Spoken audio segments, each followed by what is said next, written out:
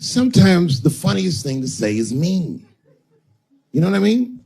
It's a tough position to be in. So I say a lot of mean things. But you guys got to remember, I'm not saying it to be mean. I'm saying it because it's funny. And everything's funny till it happens to you. Whew. Well, it's the last show. Here we are, Los Angeles, the world capital of rape and dick breath. The fuck has been going on out here? Keeps getting worse. But just when you think it can't get worse, they got Charlie Rose today.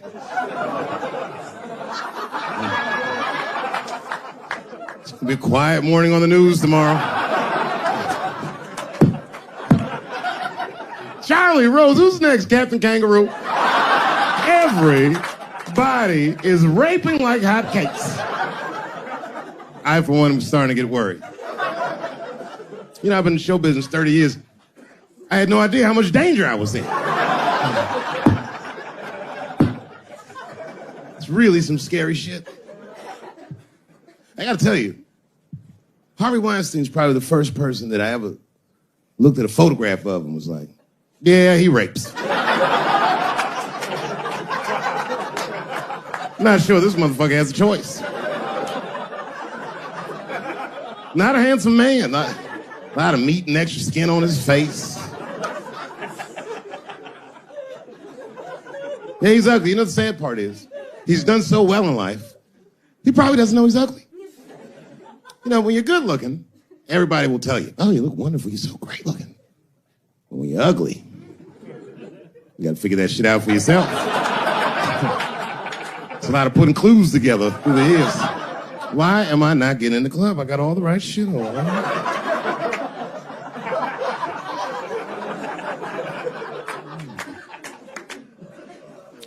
Because if it was Brad Pitt doing that shit, you wouldn't have heard a peep. The girl would just come back down like, I got the part.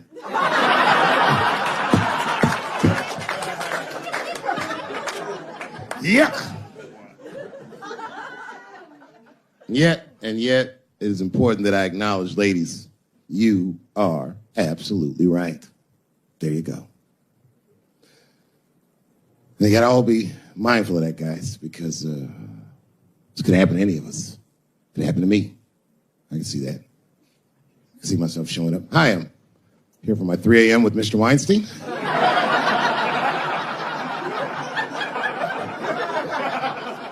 Hey, Harvey, I got your text. I'm here to talk about the script.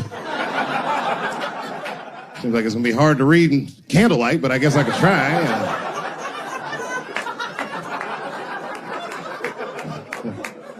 Sound like a fucking nightmare. Could you imagine that shit? Could you imagine if you was in a business meeting and a motherfucker pulled their dick out? In the middle of the meeting, I'd be like, yo, my man, this is the most unprofessional shit I've ever seen in all my days. Just let me finish, Dave Chappelle. I'll put you in all 3 Lord of the Rings.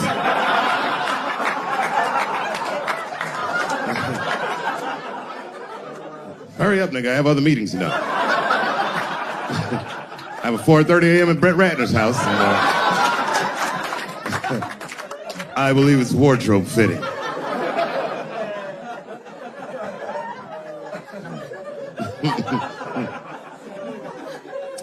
Wow. I mean, it is really bad out here, isn't it?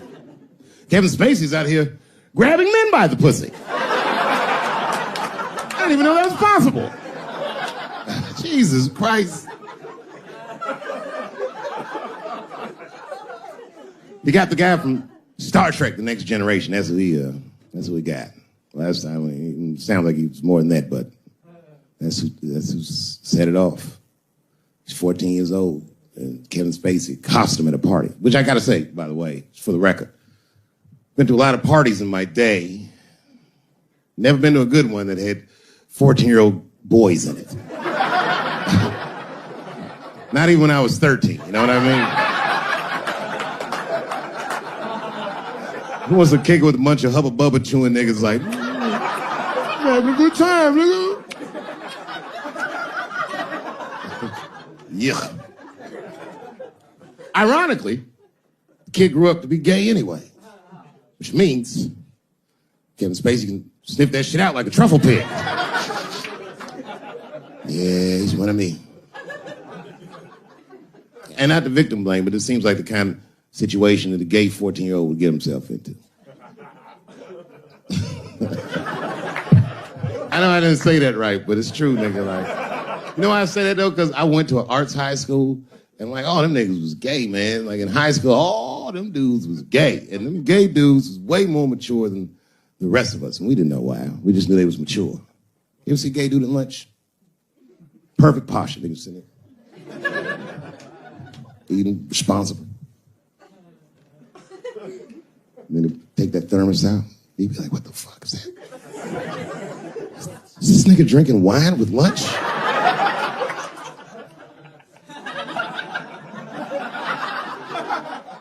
We didn't know what it was. Because we were young boys, we were just trying to figure out who we were. And we didn't realize these gay dudes was fighting to be who they knew they already were. Some impressive shit. They were fearless, the gay kids. Fucking fearless. I've never seen a scared gay dude in my life. What kind of man has no fear? You could be tied up in a hostage situation with a gay dude. Them niggas would still be like, I'm thirsty.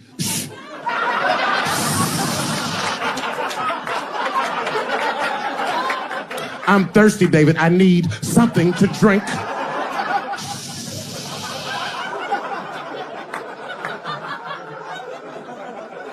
Well, then shoot me. I would rather die of a bullet than dehydration, nigga. I am thirsty. I need some water.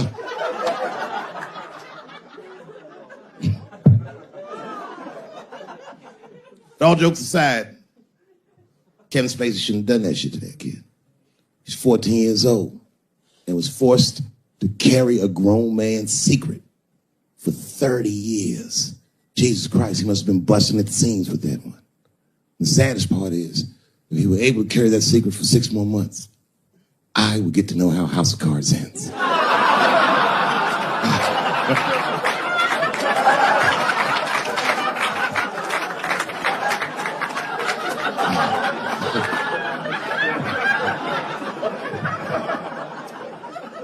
Yep, ladies and gentlemen, these are dark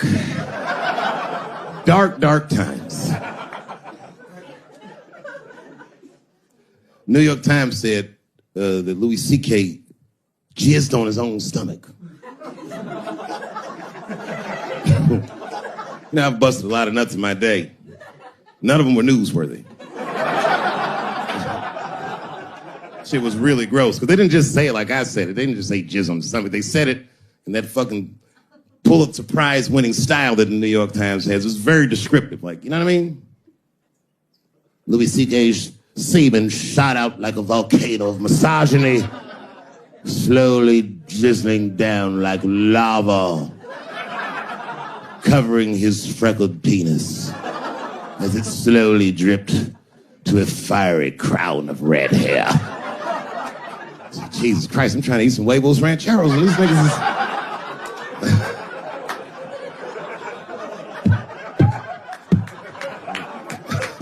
You know, the tough part, being a comedian, knowing the motherfuckers, everybody comes up to me like, did you know? Did you know what Louis was doing? No, bitch, I did not know. The fuck you think we talk about at the comedy club? Hey, nigga, how was the weekend? Great, man. I was just jerking off in faces and coming on my own stomach, having a good time. You know how this business is. No, I didn't know. They act like we sit around like Grease. Tell me more, tell me more. Then she put up a fight. Dun, dun, dun, dun. Dun, dun, dun, dun, dun, dun. Sorry, I don't know the choreography, but you get the point. You get the point. She was intense. But Louis was like the turning point. I mean, you know, all these allegations are terrible. Louis was the only... I shouldn't say this, but fuck it. His allegation was the only one that made me, like, laugh. If you think about it, all his friends is reading it, and he's jerking off, and he's surprising people. He's surprising me.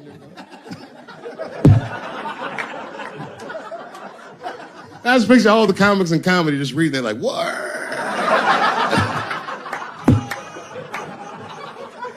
terrible. I know it's terrible. I'm sorry, ladies. You're right. You are right. But at the same time, I mean, you know what I mean? I don't know.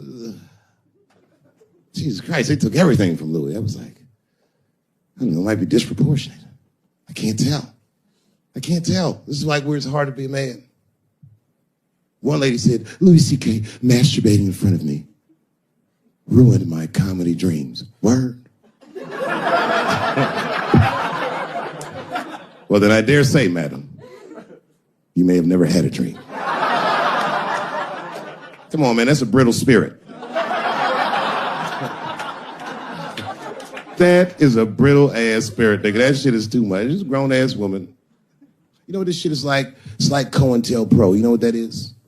It's a program that the FBI had under J. Edgar Hoover. In this program, one of the many things they did was they would track the sexual habits of anyone they considered an enemy of the state. It was a lip button. That's why they got all these fucking sex tapes with Martin Luther King fucking bitches. But lucky for us, he actually had a dream. You think if Louis C.K. jerked off in front of Dr. King, he'd be like, I can't continue this movement. I'm sorry, but the freedom of black people must be stopped. I didn't know this nigga was gonna pull his dick out and jerk off like this. I just thought we were gonna get a couple of drinks and chill. Show business is just harder than that. Them women sound like, I hate to say it, y'all, they sound weak. I know it sounds fucked up, I'm not supposed to say that, but one of these ladies was like, Louis C.K. was masturbating while I was on the phone with him. Bitch, you don't know how to hang up a phone?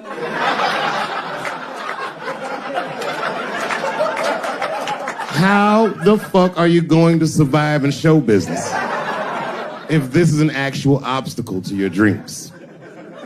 I know Louis is wrong, ma'am. I'm just saying I'm held to a higher standard of accountability than these women are. Don't forget who I am. Don't forget what I am. I am a black dude. And don't ever forget how I got here. My ancestors were kidnapped. I don't even know where the fuck I'm from.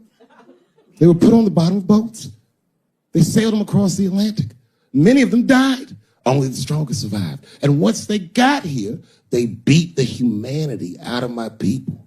They turned us into beasts of burdens. They made us do their work. And the irony is, hundreds of years later, they called us lazy. We fought in the Civil War. We damn near freed ourselves. And then in Reconstruction, black people did great. My great-grandfather was a very wealthy man. But then the black coats came, Jim Crow came, and there was 100 years of unspeakable oppression again. Lynchings, all kinds of terroristic acts to keep us in the margins of society. And yet we still fought. And Dr. King was born. And then things got better. 20 years after Dr. King was assassinated, Michael Jackson was moonwalking on television. Something, something, something. Barack Obama.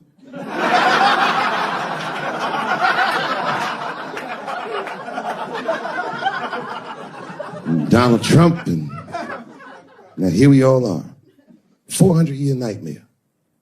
Took us 400 years to figure out as a people that white people's weakness the whole time was kneeling during their national anthem. That's a brittle spirit. That's right, nigga. On the rock, it's regular. Ah! Ah! What are you doing, nigga? Stand up!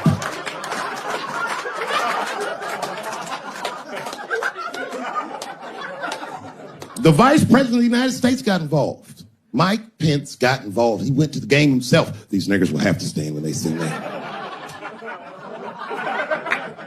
And all them football players looked up in the stands and saw Mike Pence and said, Mike Pence, come on, y'all. Wu-Tang. Wow! Oh! Foiled. Brittle spirit. I could kill every white person in America at one time. You know how I'd do it? I would just wait for the Super Bowl. And right when they sang the national anthem, I'd have O.J. Simpson walk to the 50-yard line with them bad knees. Is that O.J. Simpson on the field? What the hell's he doing here? Oh, I know what he's gonna do. Stop him!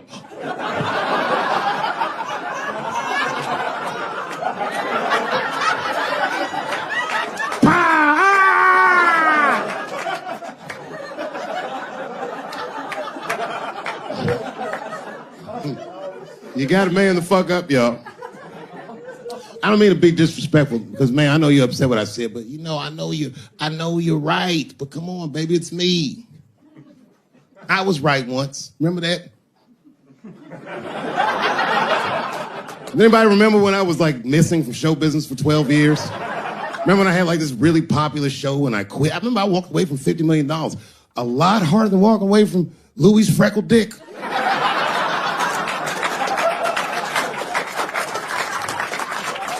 I didn't know that I'd ever work again. And yet here I am tonight. Did my dream die? No. I remember that shit. You don't remember that when I quit my show? Remember I went on the way out the door, I said, something's wrong in Hollywood. I believe they said I smoked crack. That's right, I remember. Remember they called me crazy. So really, you're right, ladies. Congratulations. Enjoy it. And they're coming for you, bitches. They're coming for you. One person that's uncomfortable. Who's the most uncomfortable motherfucker in the room? The nigga that's right. I was right at an orgy once. Nobody fucked me. I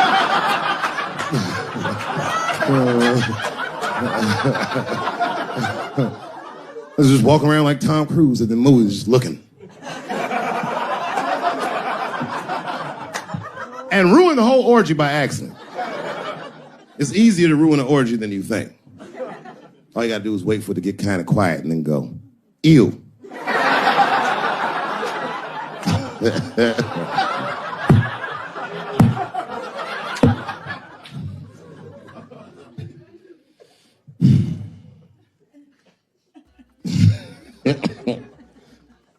I know I feel bad. But I just feel like this is all happening for a reason. And ladies, I want you to win this fight. 10 years ago, I might have been scared, but I got a daughter now. So if you win, she wins. So I'm rooting for you. And I agree with you. At least ideologically, I do. I don't know if you're doing it just right, but what am I to say? I don't think you're wrong. I just think that you can't make a lasting peace this way. You got all the bad guys scared, and that's good. But the minute they're not scared anymore, it will get worse than it was before. Fear does not make lasting peace. Ask black people. And that's what it is. What this city really needs, without irony, I'll say this, the cure for LA is in South Africa. You motherfuckers need truth and reconciliation with one another.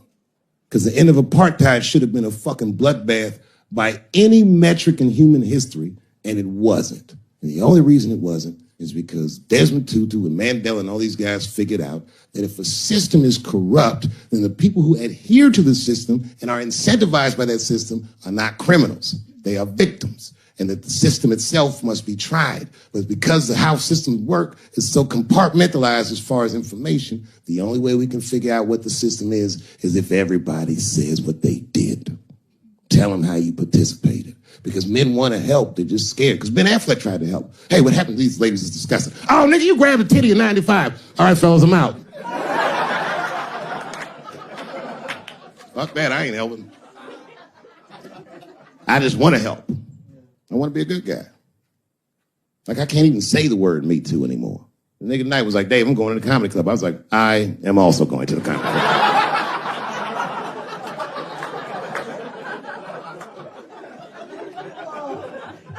And I didn't even know it was happening, but I guess I became like a feminist in the last 3 weeks because I can't watch porn the same. I watch it sometimes, but I can't click on these motherfucking thumbnails, not with those titles. Guy crams young girl in the ass with hard right. I can't click on that. Come on, nigga, give me something I can click on. Dude gets sucked off by a midget. Little person, I say to myself.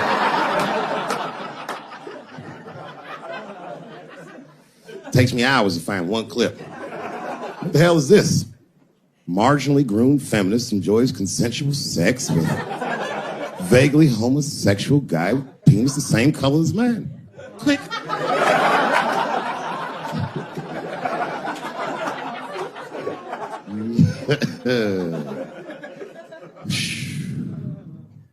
You notice a lot of black dudes haven't been getting Me Too. I don't want to jinx myself.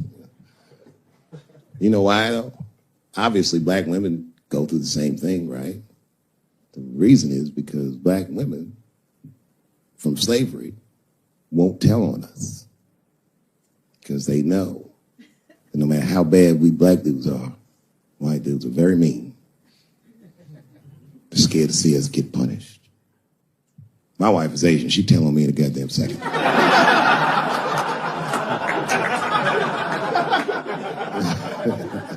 Ain't no fucking up in the Chappelle household. And the wildest shit about it is I live in Trump country. I live amongst the tiki torch whites, poor white people. And I'm rich. If it's ever pitchfork time, nigga, I'm in a lot of trouble. And nobody in my family believes me. I've been trying to tell the kids, man, we gotta run these drills. They're like, we don't want to run your stupid drills. Too bad, son, you have to. Tiki torch whites come upside, what are you guys supposed to do? Come on, Dad, what are you guys supposed to do? Squint our eyes and stand next to Mom. That's right.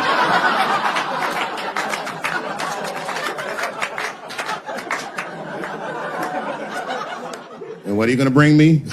Your gun and your groundskeeper uniform. That's right. I'll go outside and see what they want.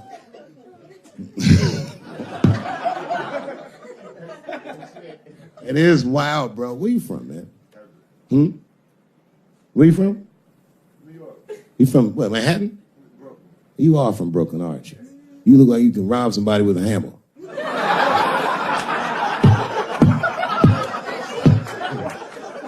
Brooklyn niggas rob you with shit they find around the house. I just got stabbed with a toothbrush. This nigga must be from Brooklyn. I'm fucking around. Yeah, man. Well, you ladies are right. To be honest with you, your lives look terrifying to me. They do, man. I know nothing about being a woman, but I know fear. Yo, I used to live in New York when I was 17. And I couldn't even pay my bills. You know what I did to make money? I used to do shows for drug dealers that wanted to clean their money up. And one time I did a real good set, and these motherfuckers called me in the back room. They gave me $25,000 in cash. I was probably 18, 19 years old. I was scared. I got in a fight, almost got in a fight. It's complicated. I was in a bar in Austin with my wife, and it was during COVID, and a woman came to our table, and she was maskless. And this bitch came over, no mask, all H words. Hi, how are you? Droplets was coming out of this bitch's face. We all covered our drinks. Oh, bitch, what are you doing?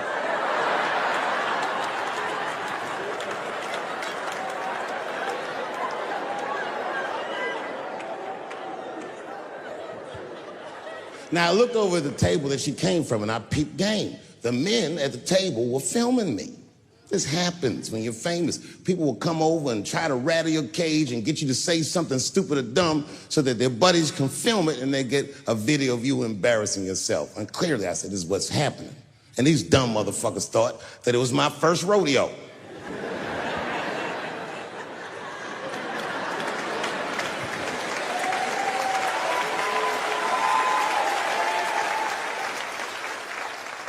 Sadly, it worked. I ran right over there. I said, I pointed right in the camera. I said, you's a bitch-ass nigga for doing this to me.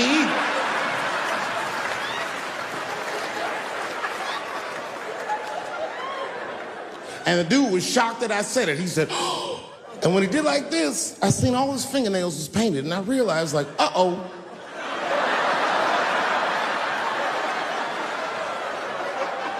This fella's gay. Now, you know how I talk. I call everybody a bitch-ass nigga, you know what I mean? But that's not a right thing to do if they're gay, you know what I mean? And now I was in trouble. And not only that, the motherfucker was huge. He stood up. He was towering over me. He must have been 6'5", a big, white, corn-fed, Texas homosexual. This nigga was ready to fight. And he started barking on me, but I stood my ground. I wasn't scared. How could I be scared? This motherfucker's shirt was tied up in a knot like this. Oh, fuck this guy. Let's go, nigga, let's go. I thought we were gonna come to blows. I was ready, And then, right when you think we would fight, guess what he did? He picked up his phone and he called the police. And this thing I'm describing is a major issue that I have with that community. Gay people are minorities. until they need to be white again.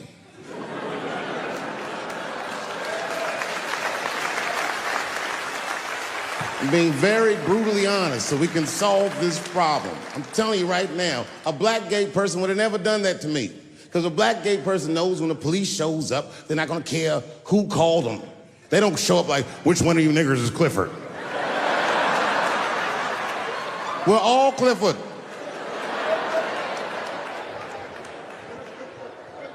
This happens far too often. Another time, about 6 years ago, there was a lesbian woman that tried to sell a story about me to TMZ. Thank goodness TMZ could see right through the sham of that story.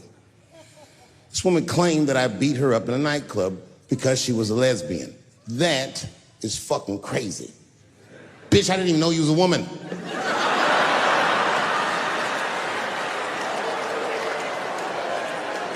Thank God TMZ didn't believe that. Because I did beat the shit out of her, I'm not gonna lie. It was her fault, I had no choice. I came in the club minding my own business and a woman came up to me, she goes, oh my God, Dave Chappelle. And I was just being reciprocally nice. Hey, miss, how are you? Blah, blah, blah. Benign talk, nothing to it. And all of a sudden, this lesbian fellow stepped between us. Hey, nigga, that's my girl. I said, yo, my man, back up, like that. She said, I ain't backing up off shit, nigga, that's my girl. I said, bro, you're gonna have to give me 3 feet like this. She said, stop calling me a man, motherfucker. I'm a woman. I said, what?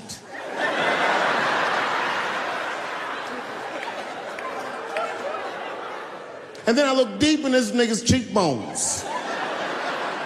I said, oh my God, you are a woman. It's just too much for me to even wrap my mind around. But I tell you what, I unballed my fist immediately and I softened my posture so that she would know she's in no danger. I even changed the tone of my voice. I said softly, sweetly, like a pimp might say. Bitch, I'm about to slap the shit out of you.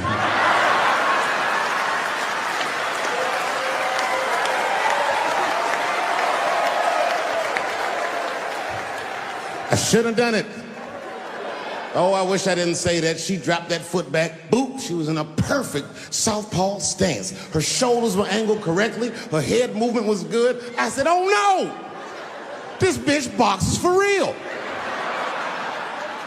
She threw a wild hook at me and I saw it coming from yesterday, so I slipped it like this. I had no choice. I had to go to work. I let that jab go. You should have seen me go, nigga. I tenderized them titties like chicken cutlets.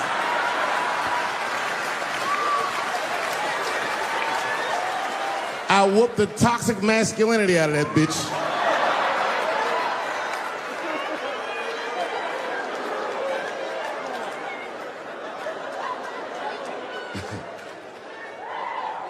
That's why I don't go out no more.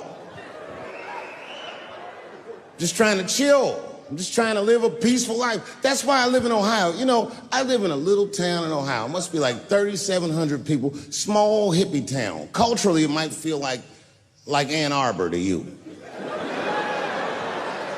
know what I mean? Just a bunch of hippies and shit like that. And niggas always ask me, like, Dave, why you live in that hippie town? And I'd be embarrassed to tell them the truth. But you know why I live there? Because Yellow Springs, Ohio has the most beautiful women in the world. And a lot of people might disagree with me, but you gotta see them for yourself. They're gorgeous. But it all depends on what you're into, you know what I mean? I like white bitches with dirty feet.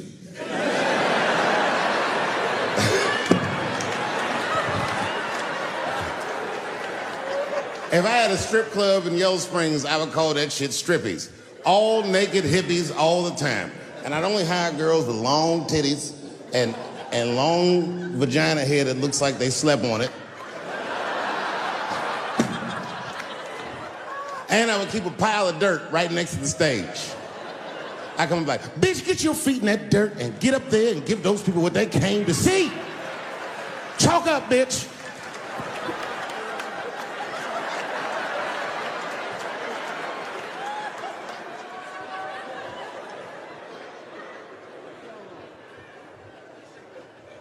couple years ago, I was in Ohio at a shopping mall.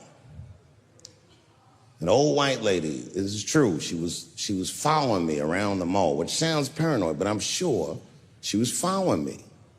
Mean lady, too. You ever see a woman with lines on her face that just tell you, like, even if she smiled, it looked like it would hurt the muscles in her face? I knew she was following me because she was at places that had nothing to do with her. I'd be looking around like, what is this old bitch doing in GameStop and Foot Locker and all the places I like to go? Every time I see her, she'd just be looking at me on me. And eventually, I forgot about her. So then after I'm shopping, I go all the way to the back of the parking lot. I'm parked all the way in the back. And as soon as I open my car door, I hear a voice go, David Chappelle. Just like that. I didn't even have to look. I knew it was her. And I looked back, and sure enough, there she was, that face. To be honest with you, she probably wasn't even that old. She's probably around my age. But she was a white woman. This bitch looked terrible.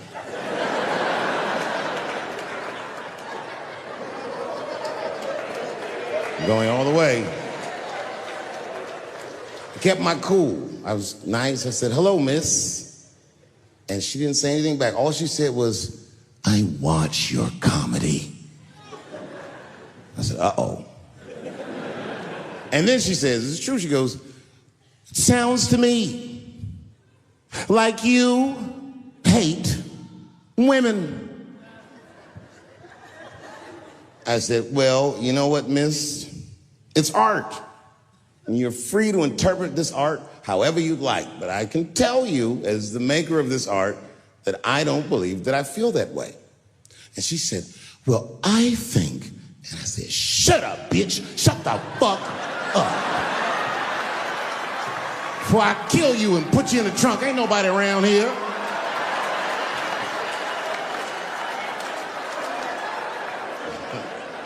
I'm just kidding, I didn't say that. I felt that way, but that's not what I said. I was more clever than that. You know what I said? And this is exactly what I said. I said, miss, before you finish that statement, let me ask you a question. Where'd you see me? Did you buy a ticket to a concert I did? I doubt that. Or maybe you watched one of my specials on Netflix. Or did I follow you to your car and do my act? She said, what? I said, keep it in the comment section, bitch. This is real life. Ta-ta.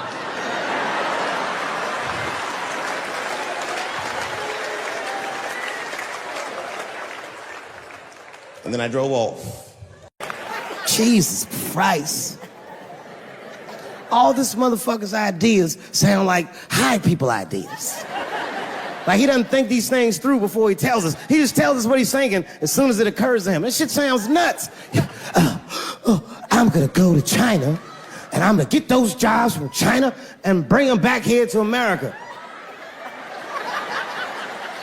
For what, nigga? So iPhones can be $9,000? Leave that job in China where it belongs. None of us want to work that hard. The fuck is he thinking? I want to wear Nikes. I don't want to make them shits. What the fuck are you doing?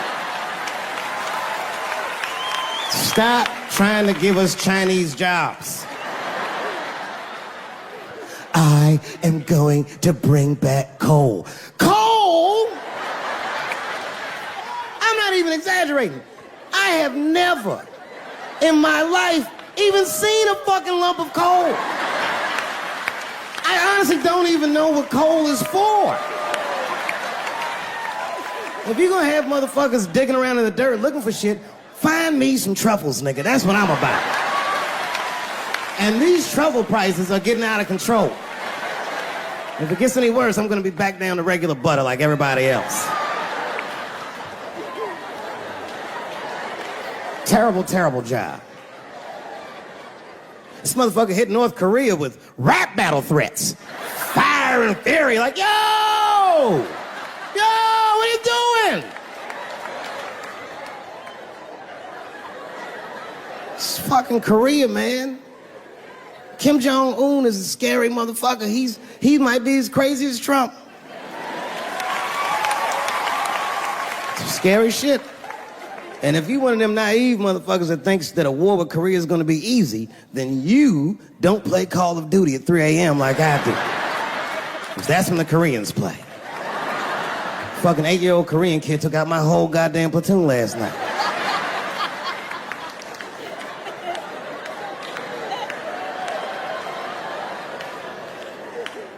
I've never seen somebody in an office so high with the most just basic fucking solutions. Like, you know, we should not let any more Muslims in the country till we can figure out what's going on. Did he just say, figure out what's going on? Who doesn't know how to do basic math? Let's count it out, okay? There's been 17 mass shootings in the United States. 4 of them were done by Muslims. None of those 4 Muslims were from any of the 7 countries in your stupid ass original band.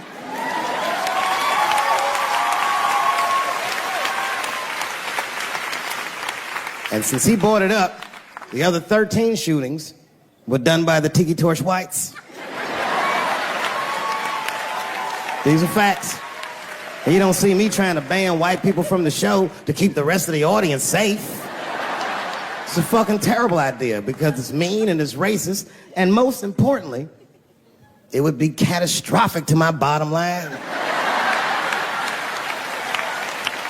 If there were no white people here tonight, I might leave this bitch with $1,800. This man needs to realize that we all need each other. And that's why we will never, ever be able to beat China. Because everybody in America is racist, and everybody in China is Chinese. This motherfucker called it all wrong. And don't believe the media either, because as all this shit is happening, the media is trying to make us believe that the extremities amongst us are the norms. We can disagree, that's fine. And most of us are keeping a cool head about this shit. You know what I mean?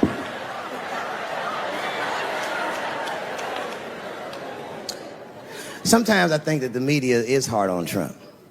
Because I'll see shit that they get on him about that doesn't seem bad to me.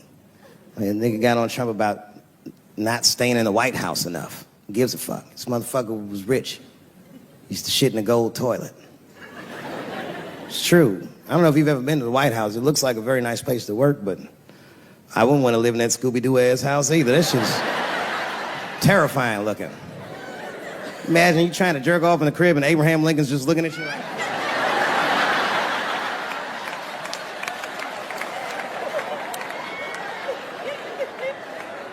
Shit, Bush didn't stay there either. He was rich too. He was like, fuck that, I'm going to my ranch in Texas. Obama was the first motherfucker to move into the White House like, this is a nice place. Look at this rug.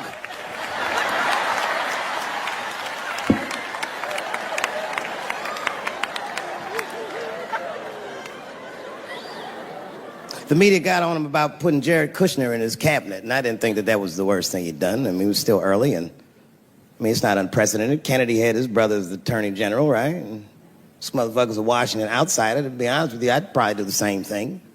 As a matter of fact, I do. You think I go to a Hollywood meeting with all them white folks by myself? I bring my nigga Mac Mittens from the streets. I don't even know his real name. Everybody just calls him Mac Mittens. But I know he's not qualified to even listen to these meetings, but this motherfucker just makes me feel good. And all the white people look at me like, Dave, do you mind asking your friend Mac Mittens to excuse us so that we can talk business? And I say, fuck that. Anything you say to me, Mac Mittens can hear that shit. And he listened to the whole meeting. And when they done talking, I just look over at Mac Mittens, and if he gives me the signal, meow, meow, I'll sign the papers. It's a gut check. Or how about this one? Remember when it was the day after the election and the president of Taiwan called Donald Trump to congratulate him? And Donald Trump, you know, of course, took the call and talked to the president of Taiwan. The problem with that was Taiwan doesn't have a president. The United States functions on what they call a one China policy, and Taiwan is a renegade province of said China.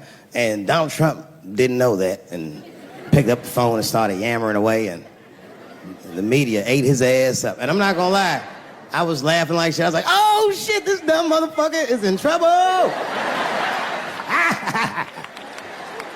And then that night I was in bed drifting off to sleep, and then I had to admit it to myself. I was like, I didn't know that shit either.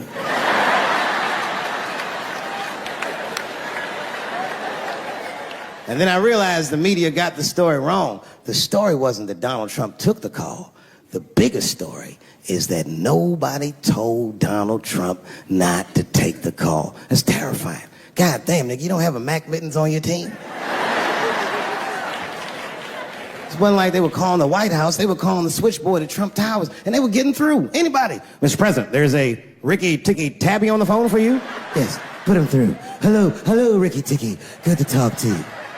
Mr. President, there's a John Jacob Jingleheimer Smith on the phone. Oh, his name is my name, too. Put him through. Hello, John Jacob. Let's talk business.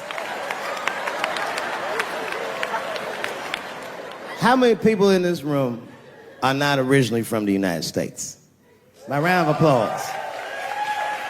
Please. Not to get deep, all these movies probably started, not even the 60s. All this shit started in 1945. That's when America just fucking lost its mind. It was after that Second World War. Think about it. Because black Americans went off and fought in the war. They went to Europe. They made more money than they ever made in America. They might even got their dick sucked by white women. And then they came back to the United States and they looked around and they said, you know what? I don't like the way I'm being treated around here. But it wasn't just black dudes. At the same time, all the women in America went into the workforce because all the men were gone. That's when you see that old poster in the 40s with that dyke like, we can do it. That's where that's from. And these women made money, and then the dudes came back home and started telling these women what to do, and they were like, yo, I'm not feeling you, nigga. At the same time, the CIA started experimenting with a drug in San Francisco. Back then, nobody knew about it, called LSD. By 1960, all the white kids in America were like, it works. And a new school of thought was unleashed on the American consciousness. People had never even thought like that before, and now they were thinking like that in mass. White kids in mass were like, fuck our parents' plans for us. By the time 1960 rolled around, the President of the United States was 42 years old. He was the next best hope. And they blew his brains out in Dallas, fucking parade. That's the most gangster shit. There were 8 major assassinations in the 60s. Kennedy, X, King, Edwards. And then by the 70s, the white youth culture and the Black Panthers and the black youth culture started to merge. And you started to see Timothy Leary meeting Eldridge Cleaver in Africa, not Oakland. And that was the beginning of the 70s, one of the most turbulent decades this nation has ever seen. And I say all that to say this, that in that turbulent historical context, Bill Cosby raped 34 people.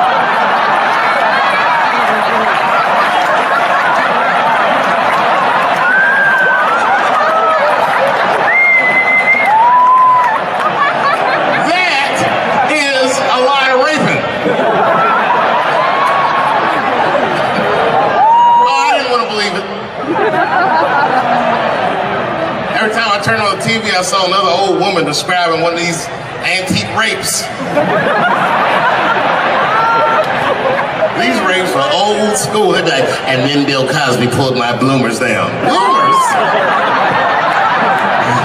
I saw him peering through me through a large cloud of vagina hair. Vagina hair?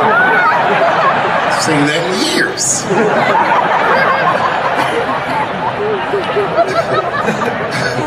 I saw that shit. I said, these people are obviously trying to destroy Dr. Cosby's rich legacy. Right? 34 allegations later, I was still like, man, he probably only raped 13 or 14 of those. Do all that raping. It's like 50 fucking rapes. And don't forget, each one of these rapes have 8 hours of sleep in them. It's like 1,000 hours of rape. Packed into an otherwise busy schedule. Short corporate rapes, that's what I support.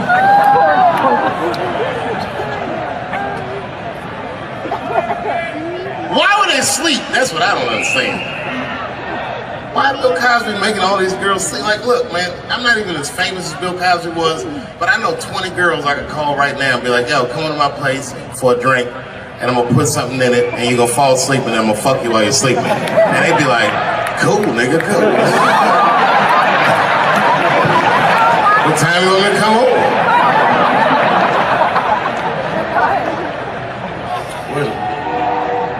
Is that a train here, that train? Trains do something to black people. Didn't you feel like running for that train? I've never been in a situation where I needed something about being black, nigga. You just, when you hear a train, we'll see like, I've got to go.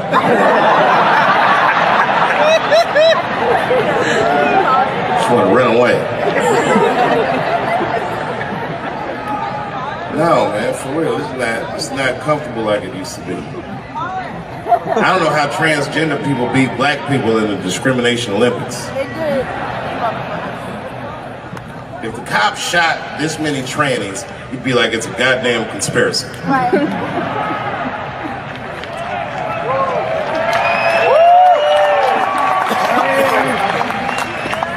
The niggas gonna start wearing high heels just to feel safe.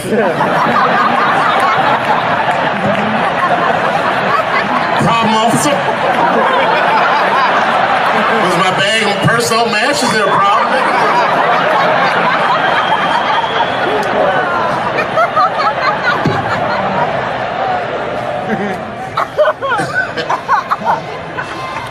There's too many, man. It's too many. There was one good one in California where the lady got beat up in traffic. You see that shit on YouTube? Yeah. And they beat the shit out of her. You watch the tape, you be like, well, what did she do? Turns out she didn't even do anything. But the good news is the city of LA decided that the court should award her $1.5 million for pain and suffering. Which, if you know anything about money, is as much Marcus Maidana made to fight Floyd Mayweather the second time. It's pretty good considering this woman never trained a day in her life. You can see it in the tape. She didn't come to fight. She took too many shots. Punched her gut, she cut her gut, punched her face. She just wasn't doing it right.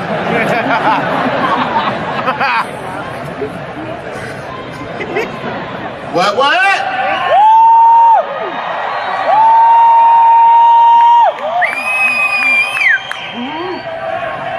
You know what's funny about being in San Francisco? First of all, the city's not even gay anymore. Gay people can't afford to live there. They just visit. Gay people got their money tied up in other shenanigans. Where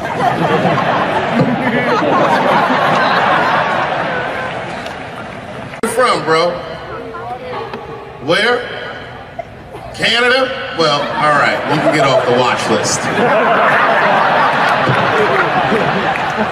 You know, America has a racial hot seat, which belongs to black Americans, but I know you sat in it for a while. I can honestly say Arabs and Mexicans sat in that seat. And we, the black Americans, would like to thank you both for your sacrifice and your struggle. Everybody goes through something, but at least I can leave my backpack someplace. If you leave your backpack, you got 20 minutes to find that shit before they send a robot to blow your luggage up. Don't you remember San Francisco where that motherfucking tiger jumped out of the cage and bit those people up? And San Francisco is so gay, the whole city blamed the tiger. No, they blamed the victims. They didn't even say shit about the tiger. They said these people were teasing that tiger. That's irrelevant. Tigers should not be able to jump out of the cage and kill people at the zoo. They said that tiger chased one of his victims 400 yards. Listen, you know how fucking fast you have to run to outrun a tiger for 400 yards? He probably woke up in the hospital with an NFL recruiter standing over his bed. You did good, son. You did very good. I know this isn't a good time, but I'm with the Cincinnati Bengals. Complete coincidence. I think we can tie something in and do something really big with you. One of the guys the tiger bit was Mexican, and the other two were Arabs. I said, who trained this tiger? Homeland Security, like everybody? I gave that tiger some beans. You smell those beans? You can smell that. Go get them. There's some curry.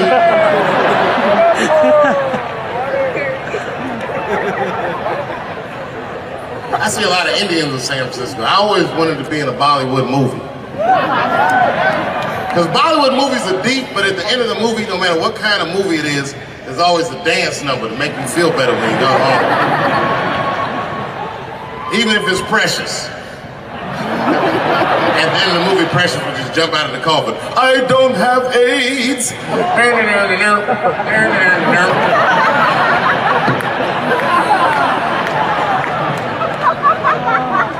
You ever see Precious? Boy, that was a sad movie. Yeah, that was tough. If you haven't seen it, you know all the statistics of living in urban life in America. But if you could picture all those statistics happening to one person for 90 minutes, that was Precious. Life through the book of that fat bitch. And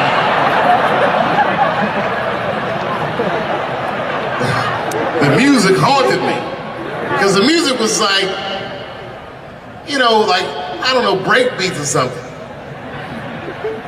If they had Eddie Vedder do the score for Precious, I'd have killed myself in the movie theater. They had some of that, like, Smashing Pumpkins. Precious was morbidly obese. She couldn't read good. She was a victim of incest, and the baby had Down syndrome. Still the first verse, nigga. You gotta see the movie.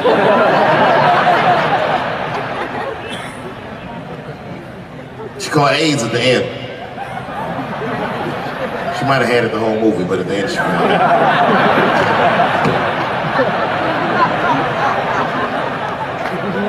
That's one way to lose weight, you know. It's a fucking movie. Precious is a fictitious character. I'm sorry. It's a fucked up movie. It was a fucked up movie. I got scared when I went to see Straight Outta Compton and Eazy-E caught AIDS at the end. That shit freaked me out. Because I didn't know you could get AIDS from firing your manager.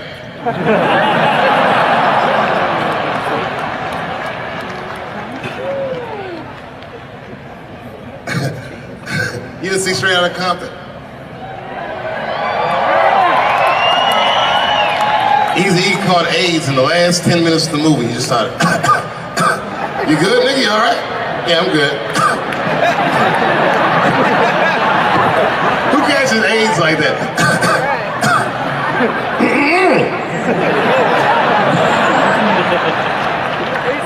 AIDS does not sound like that. It's a racking cough.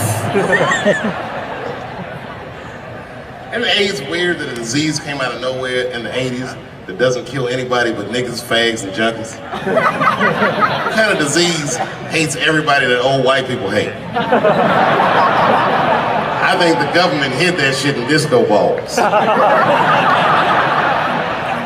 Only fun people get AIDS. You never see that guy? I think I'm gonna stay home and read a book. And like they would say, I think I'm gonna stay home and cook for myself. You all right?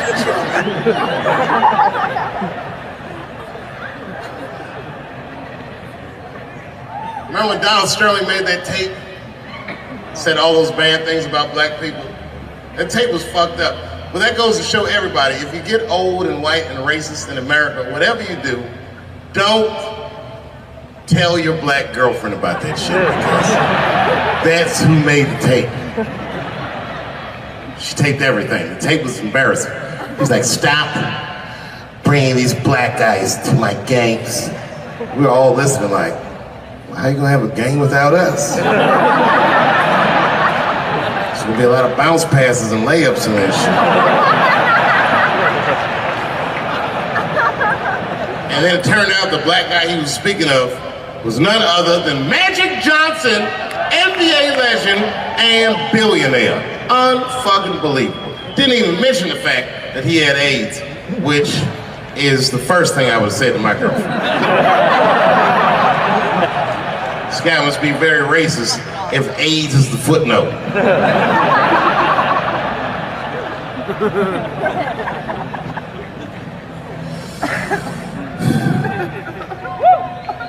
How many of y'all work for Google? Nobody?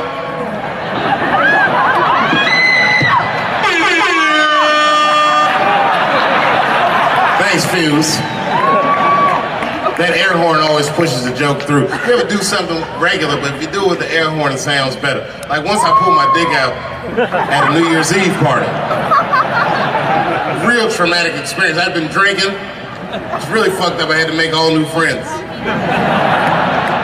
I did it on the 10 count. The motherfucker was like, 6, 5. And I was saying to myself, what if I pull my dick out? They said 3. And then I looked down and said, oh no, it's out!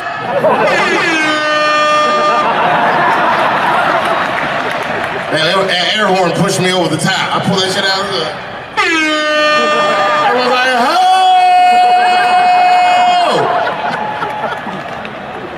Man, when that nigga pulled his dick out, that really set the party off.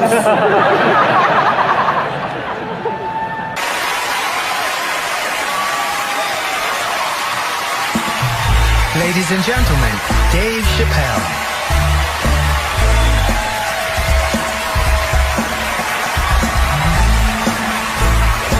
Thank you. Oh boy, I'm very nervous. No pressure.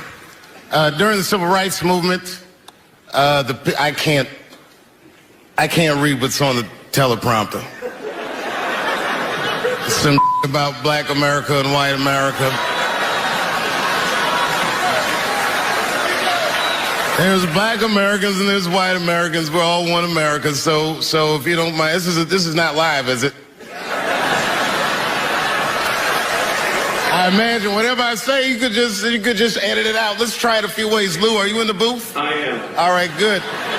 You know what, Lou? Let's just play around with it and see if we can get it right, get this clip package on, and then let me go home, all right? You got it. All right. Ready? All right, count me in. 5, 4, 3, 2, 1. Wu-Tang. I'm just with you, Lou. Let's do it again.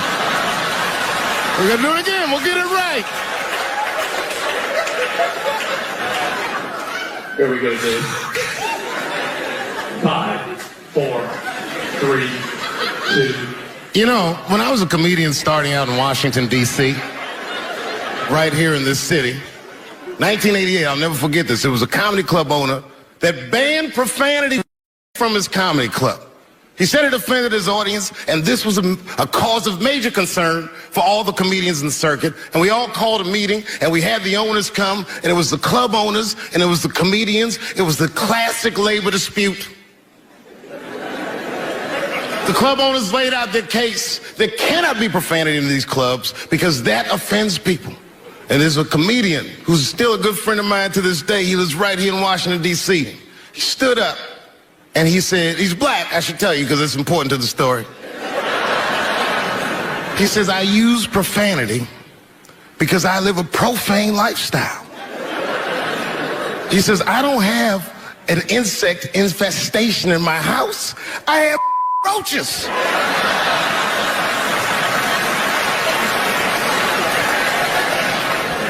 My favorite comedians are like musicians, and the audience is their instrument. And the music they make is your laughter. And that's the laughter that I scored my entire life to. So now, some of my favorite American comedic composers. Thank you. When I lose my job, I lose my man. Treat me like a dog. He called me a dog. Yes, he did. What did he call me? An old dog. Sometimes I wished I was a dog and he was a tree. When you stop and think, football's a fair sport for my people. Only sport in the world a Negro can chase a white man and 40,000 people stand up and cheer him. See, in my neighborhood, the kids have a kind of a dubious reaction to that whole Santa Claus concept. They just don't believe that a white man will ride a reindeer through Harlem after midnight. In truth, white friend, it's you that all look alike.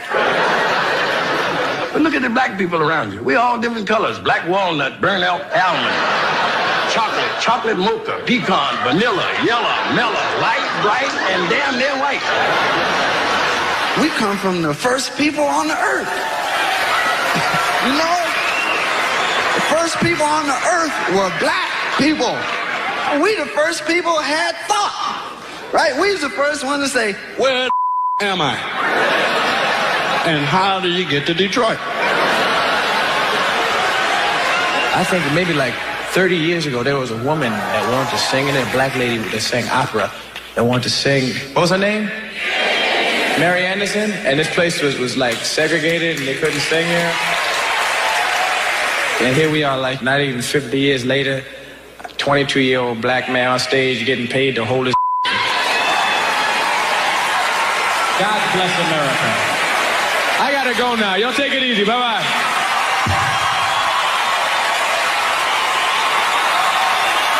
Janelle Monáe, Will Smith, Common, Gladys Knight, and John Legend when we continue. Yeah, man. You ladies are right. To be honest with you, your lives look terrifying to me. They do, man. I know nothing about being a woman, but I know fear. Yo, I used to live in New York when I was 17, and I couldn't even pay my bills. You know what I did to make money? I used to do shows for drug dealers that wanted to clean their money up. One time I did a real good set, and these motherfuckers called me in the back room. They gave me $25,000 in cash. It's probably 18, 19 years old. I was scared. I thanked them profusely. I put that money in my backpack. I jumped on the subway and started heading towards Brooklyn at 1 o'clock in the morning. Never been that terrified in my life. I never in my life had something that somebody else would want. I thought to myself, Jesus Christ, if motherfuckers knew how much money I had in this backpack, they'd kill me for it. And then I thought, holy shit. What if I had a pussy on me all the time?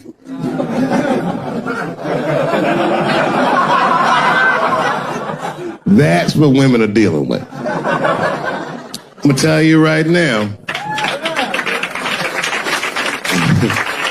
It's real talk. If them same drug dealers gave me a pussy and said, put this in your backpack and take it to Brooklyn, I'd be like, nigga, I can't accept this.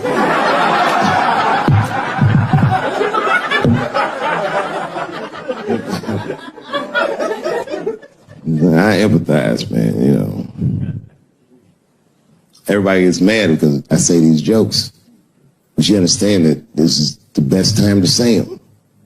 More now than ever. And I know there's some comedians in the back. Motherfucker, you have a responsibility to speak recklessly.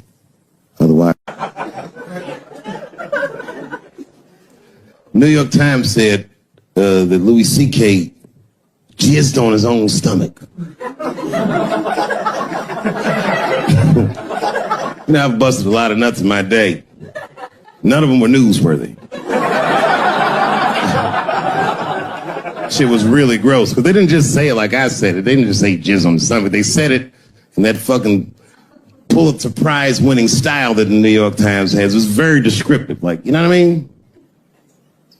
Louis C.K.'s semen shot out like a volcano of misogyny, slowly drizzling down like lava, covering his freckled penis as it slowly dripped to a fiery crown of red hair. Jesus Christ, I'm trying to eat some huevos rancheros and these niggas is...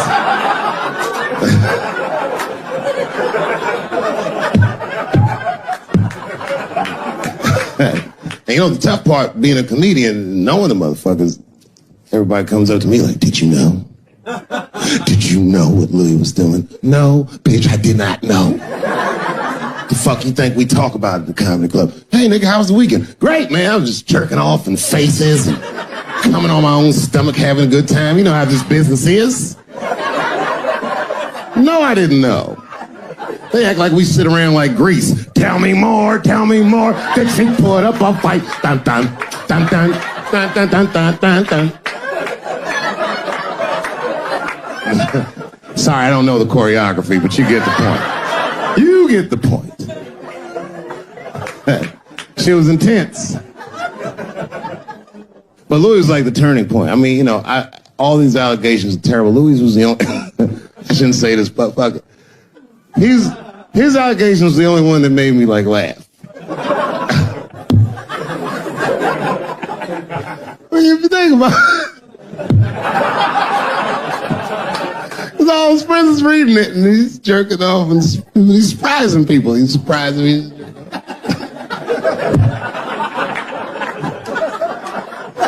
I just picture all the comics in comedy just reading it like, what?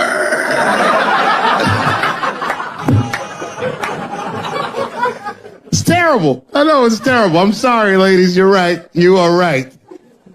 But at the same time, I mean, you know what I mean? I don't know. Jesus Christ, they took everything from Louis. I was like, I don't know, it might be disproportionate.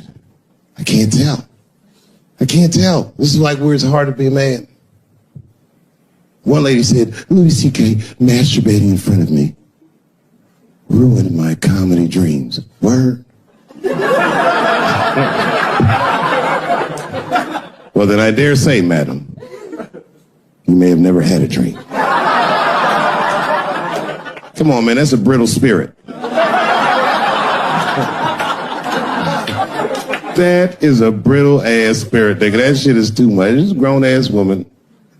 You know what this shit is like? It's like COINTELPRO. You know what that is? It's a program that the FBI had on J. Edgar Hoover. In this program, one of the many things they did was they would track the sexual habits of anyone they considered an enemy of the state. It was a lip button. That's why they got all these fucking sex tapes with Martin Luther King fucking bitches. But lucky for us, he actually had a dream. You think if Louis C.K. jerked off in front of Dr. King, he'd be like, I can't continue this movement. I'm sorry, but the freedom of black people must be stopped. I didn't know this nigga was gonna pull his dick out and jerk off like this. I just thought we were gonna get a couple of drinks and chill. Show business is just harder than that. Them women sounding like, I hate to say it, y'all, they sound weak. I know it sounds fucked up, I'm not supposed to say that, but one of these ladies was like, Louis C.K. was masturbating while I was on the phone with him. Bitch, you don't know how to hang up a phone?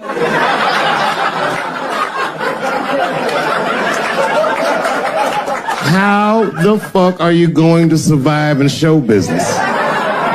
You know what I said? That's all I said. First of all, I'll tell you right now what I said. And I will tell you that this was not a joke. It's a true story.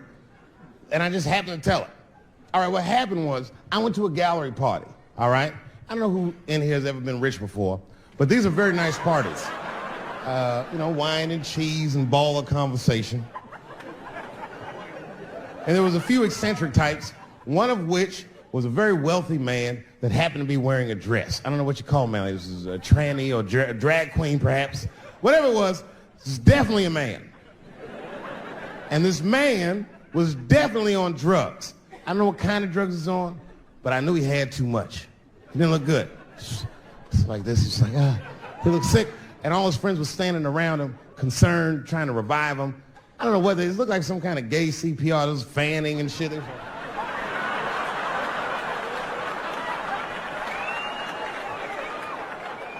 I saw all this from a distance. Now, I should have minded my own business, but I got curious. I was like, oh. And I went over there. All I said, excuse me, gentlemen, is he okay? And then they looked at me like I was evil. Oh. She is fine. I said, word? Oh. I'm sorry, I didn't know this is what we were doing. Here's my thing. I would support anybody's right to be whoever they feel like they are inside. I'm your ally in that.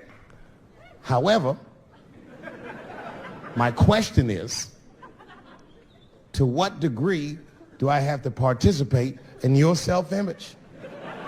Is it fair that I have to change my whole pronoun game up for this motherfucker? That doesn't make sense.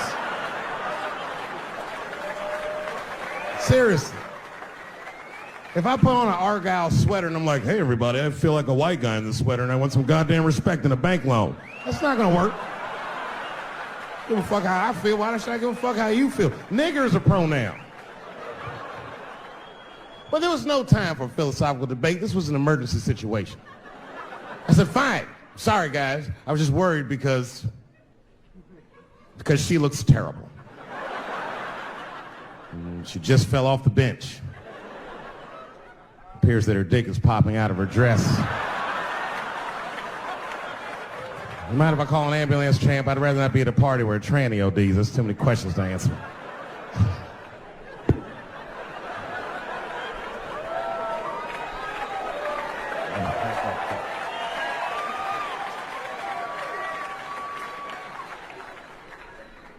Okay, I've been through this before. I had a friend from high school. Now, in high school, this guy was a thug, right? He was a fucking dope boy. He did it all. He's a wild dude. People used to be very scared of him. And then after high school, word on the street was he'd come out the closet.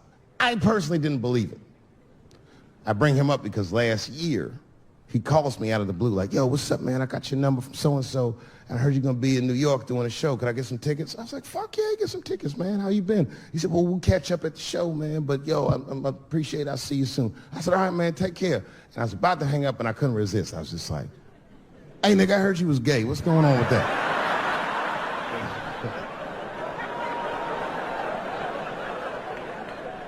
And I wish I didn't ask. Because he sounded like he was dying to talk about that shit. And he had a long story about it. And it's not that I didn't care, but I was, I don't like talking on the phone. I was watching TV at the same time. So I just wasn't really paying attention like I should. But I was trying to sound supportive, but I didn't really know what to say. So I was just like mumbling shit throughout this conversation. I was just like, nigga, you gay, man. You just gay. Like,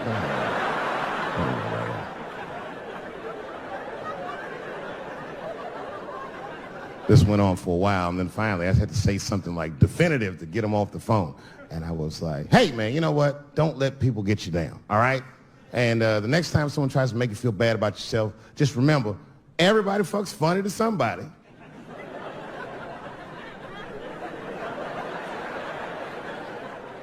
He didn't like that shit. He's like, what the fuck does that mean? I said, huh? He said, you saying I fuck funny, motherfucker? I said, no, that's not what I'm saying. I'm saying everybody's different. He said, you ain't say different, nigga. You say it funny. What's so fucking funny about the way I fuck? And I said, hey, man, I fuck feet. He said, what? Oh, this is not a joke, ladies and gentlemen. I get women to squeeze their feet together like this, and I fuck them right in that little space in their feet. But you can't build a community behind that shit. There's no flag for us.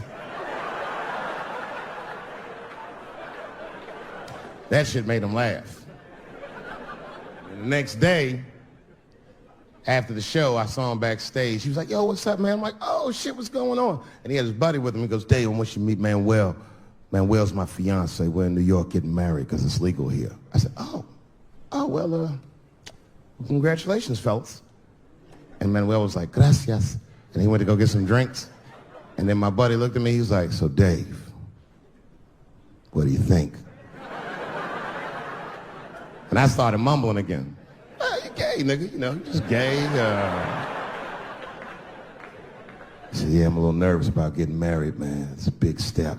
I said, yeah, it is. It's a big step. He said, well, you've been married for a while. You got any advice for us? No, I'm married to a woman. Sorry about that.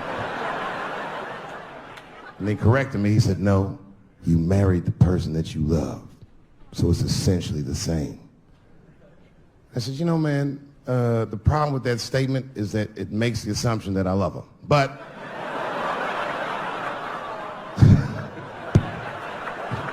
you guys lighten the fuck up. Of course I love my wife. She laughs at this shit. As a matter of fact, she eats and spends this shit. You know what I told him? I told him, I said, you know what you should do, man? First of all, you shouldn't do it. I'm talking about being legally married. It's not that you're gay as much as just legal marriage is a fucking diabolical leverage game in the United States.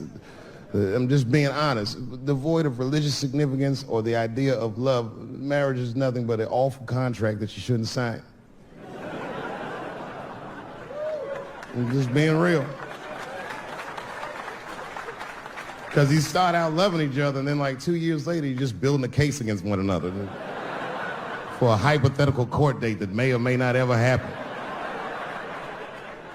You throw being gay on top of that, that shit is explosive. Like it's that Ray Rice shit. Okay, right after Ray Rice went through all that shit, I was at a party and I met this kid, Michael Samms. You know Michael Samms? Very nice guy. He's the first openly gay NFL player. And Mike's a very nice guy, very brave guy. But when I met him, I couldn't help but thinking, now what's gonna happen when Michael Samms beats his wife up in the elevator? Is that domestic violence or is that just two niggas working shit out in the elevator? You know what I mean?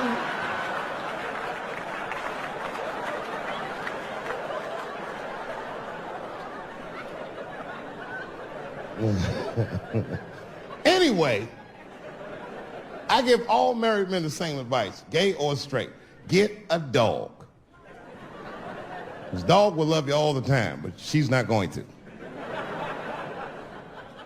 It's real talk. I didn't even know about dogs, and my kids got the dog.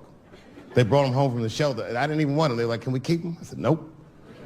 I said, "Where'd you even get this dog?" They're like, "We got him from the shelter." I was like, "Ugh." Probably something wrong with him.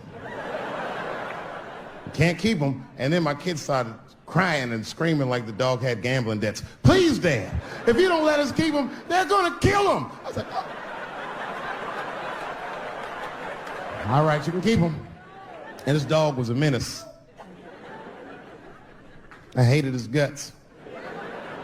Then one night I'd smoked a bunch of weed and I was eating a sandwich and Baba came over. Baba's the dog. He came over and was staring at me. This will make you very uncomfortable if you're just looking at you.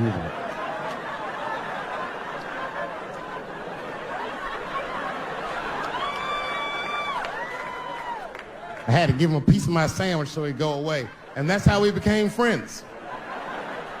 Now, if you see me walking down the street with Baba, I ain't got no leash or nothing. He walks right next to me. If I stop, he'll stop. And if I go, he'll go. And all my friends are like, "Yo, Dave, that shit is dope. How you train Baba to do that shit?" I've never trained Baba. I'm just a messy eater. If I drop food and Baba's not around, all I gotta do is call him. "Baba!" He's a black dude's dog, so he doesn't come right away. He peeks first to see what's going on.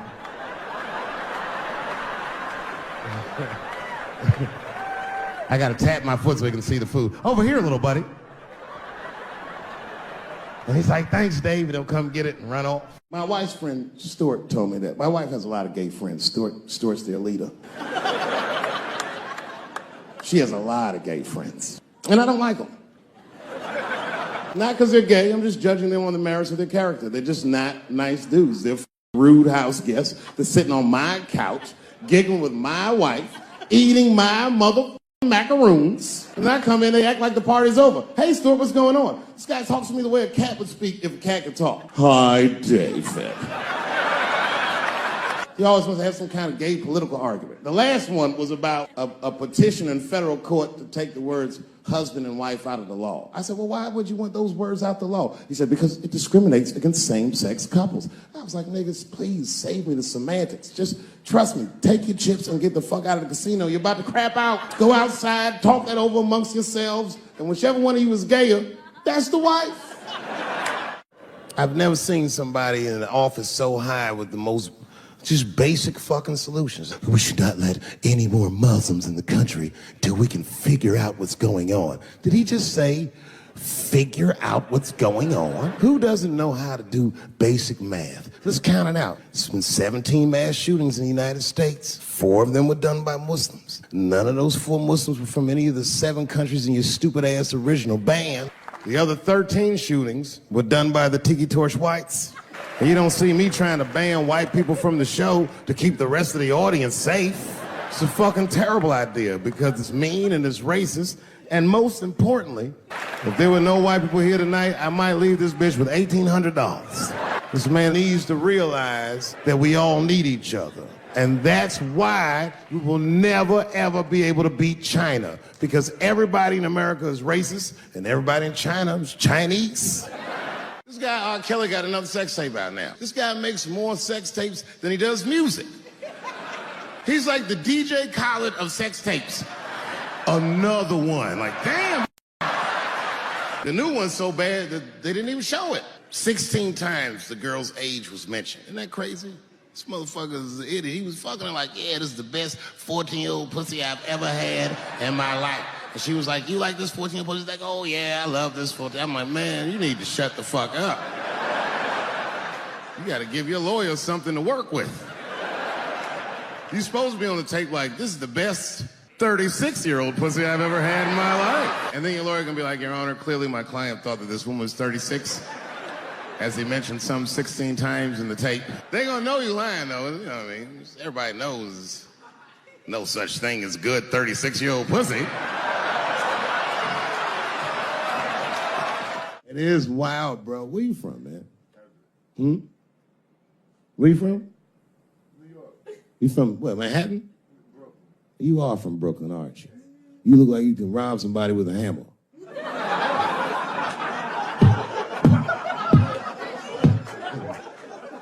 Brooklyn niggas rob you with shit they find around the house. I just got stabbed with a toothbrush. This nigga must be from Brooklyn. I'm fucking around. I think, okay, again, of all those letters, the T has the toughest road ahead. In fact, I think the T should stand for tough road ahead. They've got the longest mental gap to bridge. That's all I'm saying. Because, you know, whenever I see one of them T's on the street, I don't mind them, but I'll be like, man, I miss Bruce. I'm sorry, guys. I'm 42. I remember Bruce Jenner. Before the Kardashians, before all that, this motherfucker was a white American superhero. It was amazing. He was beating Africans at track and field. We'd never seen anything like it. He was on my cereal box growing up. You know how much of that cereal I ate? Nigga, I didn't know he was gonna do that. I knew before you guys knew. I heard things on the street in Hollywood. You know, you just be out, see people. Hey, what's up, Kanye? Why the long face? Nigga, you'll see. I got 2 mother-in-laws now. There was a big dance coming up in the middle school. I was 12 years old. I said, Dad, can I go to the dance? He said, of course you can go to the dance. I want you to get out and meet some more kids. I said, great. It costs $3 to get in. And my dad said, ooh, sorry, son, I don't have it. I was like, what the fuck? You don't have $3? Well, then how are we alive, Dad? Dad said, if you want to go to the dance bad enough, I'll tell you what, there's some money in the change jar, get the money from there. I was 12 years old, that's what I did. I showed up to the dance early. There's a long line of kids waiting behind me while I'm at the door trying to count out 300 pennies to get inside. I will never forget this shit as long as I fucking live.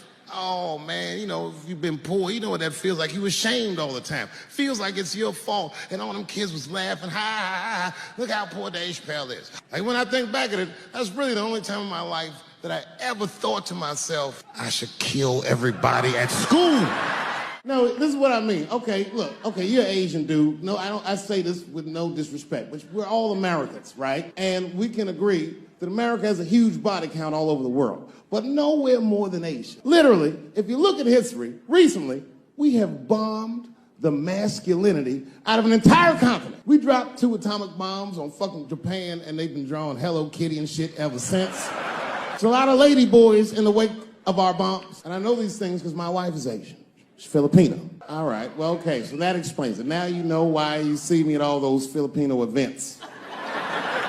I'm not there picking up pussy, I'm dropping some off.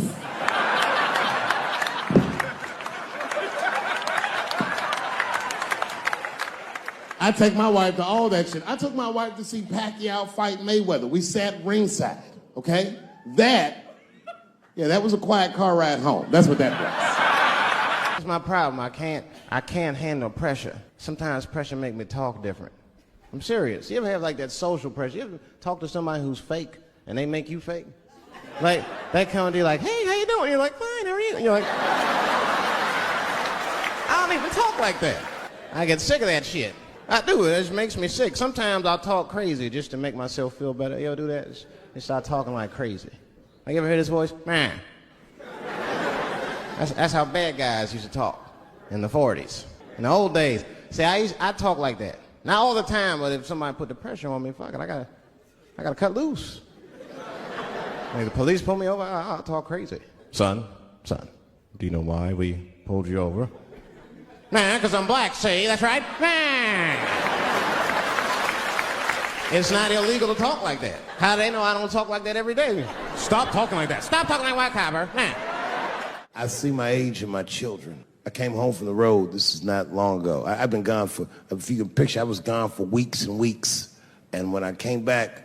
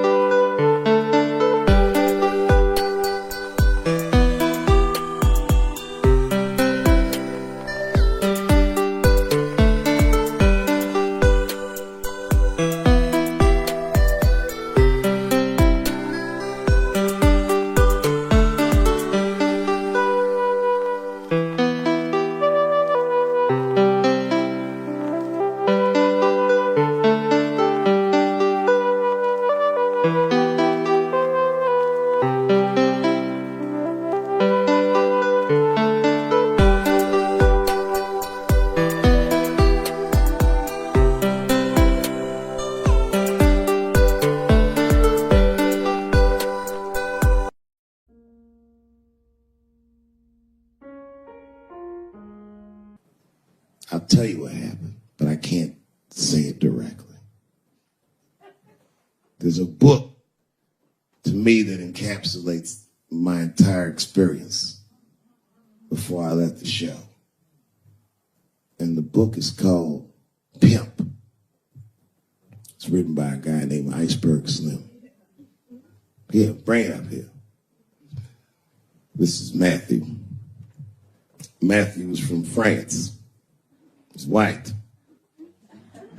And yet, he has an original copy of this book written by a black American who was a pimp in the 40s. Iceberg Slim, his real name was Robert Beck. He got the name Iceberg because he was in a bar in Chicago and there was a shootout in the bar and a bullet went through this nigga's hat and he still finished his drink. Pimps love shit like that. They said, man, you ice cold. And he said, I like that. And it stuck.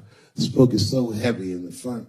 It has a glossary of pimp terms because the ideas are so foreign to the American ears. For instance, do you know what the phrase mileage on a hoe means?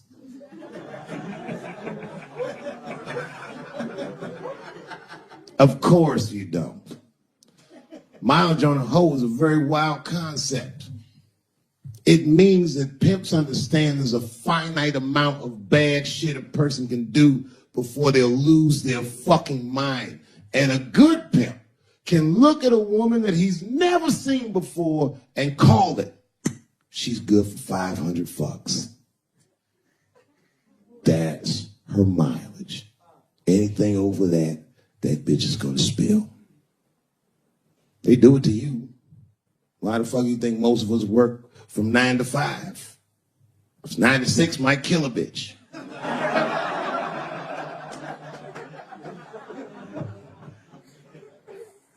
Iceberg Slim was the one that broke down what a bottom bitch was. Does anyone know what a bottom bitch is? Anyone? What's a bottom bitch, sir? It's your prostitute that's the best out of all of them. That brings in the most money. That's right. That's exactly right. Are you black? That's right. A bottom bitch is a pimp's number one hoe. She's even a bitch that helps him keep the other bitches in line. I will repeat.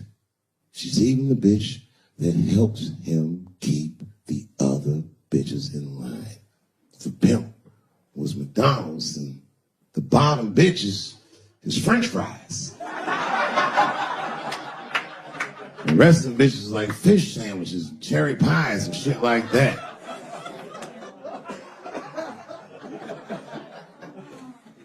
Iceberg Slim breaks down some of the coldest capitalist concepts I've ever heard in my life.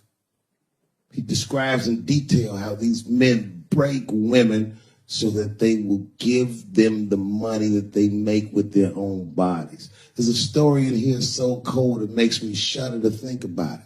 Well, Iceberg Slim is trying to control a woman that he finds uncontrollable. So he asks the older pimp how he can rein her in. And the older pimp says, oh, that's easy, Iceberg. All you have to do is beat that bitch with a coat hanger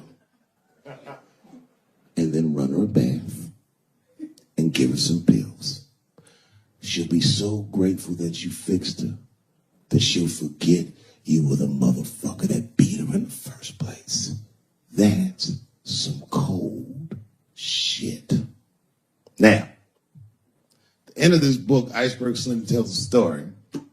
It's kind of the crescendo of the book. And in the story, Iceberg Slim's bottom bitch is at the end of her mileage. If she was good for 500 fucks, she was at 498. She was bubbling. You could see it. She was going crazy. She started saying all kinds of shit. Oh, I always wanted to be in the circus. Circus, this bitch is stupid. I can juggle too, you know. Juggle. He had to let it go. It's hard to let it go. A bottom bitch go. And he wasn't ready to let her go because his organization couldn't handle losing her. But she didn't know that. She didn't know how important she was. So what he did was he called her to a diner. He said, look, bitch, you and I got to part ways. She said, fine, motherfucker. I don't need you anyway because I know somebody at Ringling Brothers. She was like, all right, bitch, whatever.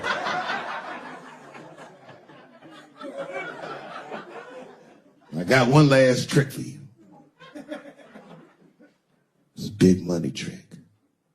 You do this for me, you get paid, I get paid, and we go our separate ways. She said, fine, motherfucker, what do you want me to do?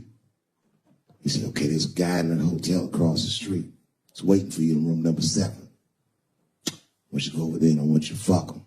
But before you do, I need you to put some of this stuff in his drink. And then he's going to fall asleep. When he does, there's a briefcase on his bed. Bring the briefcase to me. That's the trick, bitch. Can you handle it? She said, fuck yeah, I can handle it. I can't wait to get rid of you. And she ran outside, jumped on a unicycle, and pedaled across the street.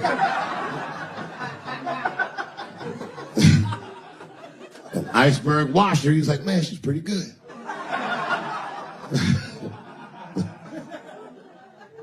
Man, if I never jerked off in the face, maybe she would have been in the circus right now.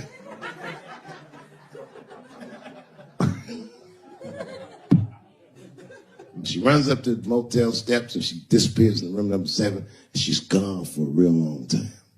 Real long time. So long, in fact, that Iceberg got a little worried. But then, suddenly, she came back. He said, what's going on, bitch? Where's the briefcase? She said, I didn't get it, Daddy. He said, what do you mean you didn't get the briefcase? Bitch, what's wrong with you? She said, oh, I did everything you said, but that man don't look right. Something wrong, Daddy. He said, what do you mean something's wrong, bitch? Did you put that stuff in his drink? She said, I did everything you said, Daddy. I put all of it in his drink. He said, wait a minute, bitch. Wait a minute. You put all of it in his drink? Now he had to see for himself. So the two of them go across the street to the motel. They go into room number 7. And on the bed, laying lifelessly, is the white man that she was supposed to fuck. And Iceberg said, you right, bitch. She don't look good. What the fuck? So he called a friend of his that was a doctor that was close by. And the doctor came in, gave the guy a thorough examination, and told them both what was obvious. Slim, this motherfucker is dead. Oh, God, Daddy. Oh, no. Oh, no, we killed him. He said, calm down, bitch. We didn't do anything. You killed this motherfucker. And then he reached under the bed and he grabbed the briefcase. He popped it open. It was filled with money. More money than anyone had ever seen. And Iceberg took a little bit of the money and gave it to the doctor, and the doctor left discreetly. All right, bitch, let me think. I can fix this for you. I know somebody I can call. But if I call them, I'm going to owe these motherfuckers a big favor. Oh, God, Dad, please. I don't want to go to jail. Neither do I, bitch, so will you shut up? She picked up the phone. She heard her mumbling on the phone a little bit. He hung up the phone, and she was pacing the room, and he was just standing there cool, and they were waiting, and suddenly a van pulled up downstairs. Two guys get out with a carpet. They walk upstairs. They roll that carpet out on the floor. They throw the body in the carpet. They roll that motherfucker up like a burrito. They pick that shit up, and they throw it in the back of the van. They come back up, and Iceberg opens the briefcase again and gives them a little money. He says, I'll get in touch with you guys later. They say, you're not going to get in touch with us at all. We'll find you. He said, whatever, nigga. And they bounced. Oh, God, Daddy, oh, God. He says, relax, bitch. Listen, we getting the fuck out of here. You go downstairs, you get the car. We got to leave separately. She went, she got the car. Iceberg grabbed that briefcase, waited a few minutes, looked out the window, and then he went down with her. They both got in the car, and they drove off. She was a blubbering mess. Oh, you did all this shit. He said, I told you, bitch, we didn't do anything. You killed a motherfucker, and I cleaned him up. And now we got us a secret, okay? Now, I know I'm not going to tell, bitch. It's you. Oh, no, I ain't going to tell. He said, all right, baby, cool. I'm going to need you to stay with me for a while till this shit cools down. She goes, okay.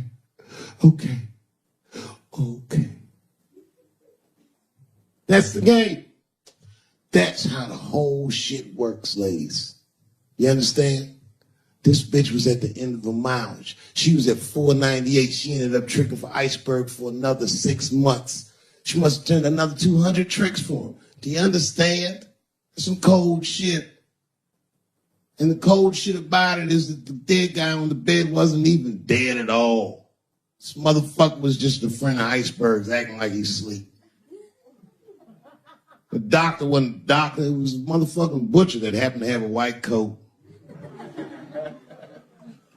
And the dudes who came in the moving van clothes was dressed like movers because they were movers. Iceberg had gotten a new apartment.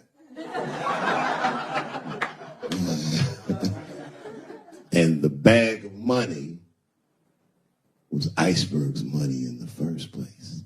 The money he got from all those women. That's a cold game. That's the motherfucking capitalist manifesto. And that's why I went to South Africa. So now we got us a little secret, bitch.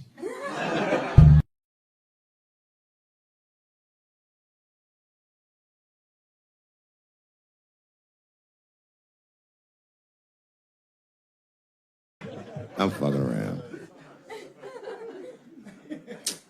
Yeah, man. Well, you ladies are right. To be honest with you, your lives look terrifying to me. They do, man. I know nothing about being a woman, but I know fear. Yo, I used to live in New York when I was 17, and I couldn't even pay my bills. You know what I did to make money? I used to do shows for drug dealers that wanted to clean their money up. One time I did a real good set, and these motherfuckers called me in the back room. They gave me $25,000 in cash. I was probably 18, 19 years old. I was scared. I thanked them profusely. I put that money in my backpack. I jumped on the subway and started heading towards Brooklyn at 1 o'clock in the morning. Never been that terrified in my life. Because I never in my life had something that somebody else would want. I thought to myself, Jesus Christ, if motherfuckers knew how much money I had in this backpack, they'd kill me for it. Then I thought, holy shit. What if I had a pussy on me all the time?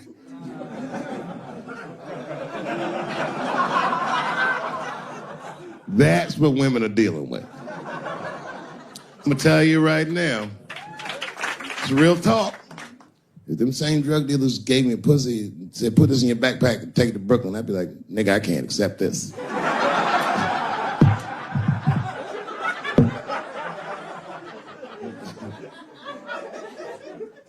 I empathize, man, you know. Everybody gets mad because I say these jokes. But you understand that this is the best time to say them. More now than ever. And I know there's some comedians in the back. Motherfucker, you have a responsibility to speak recklessly. Otherwise, my kids may never know what reckless talk sounds like. The joys of being wrong. I didn't come here to be right. Just came here to fuck around.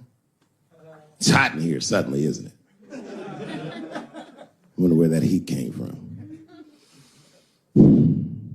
I wonder what happened to me. Where did I go for 12 years if I wasn't raped?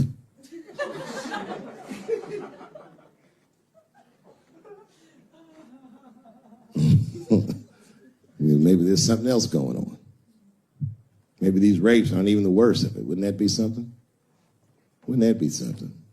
You can go ahead and go to the bathroom, Brooklyn. You don't need to hear this shit. He's under an enormous amount of pressure. He is.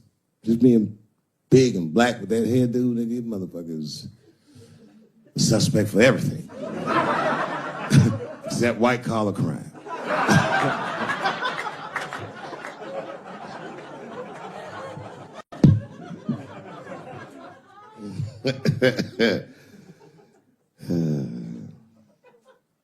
Sometimes I wouldn't talk about where I went, but y'all don't even want to know. I was gone for a long time, nigga. I was in the upside down.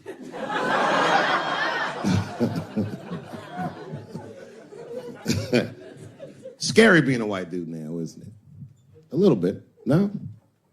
Well, you're not going to get me too. But you know what I mean. It's funny for a black dude to see white people go through this because this is how it always is for us. All my heroes is either murdered by the government or registered sex offenders.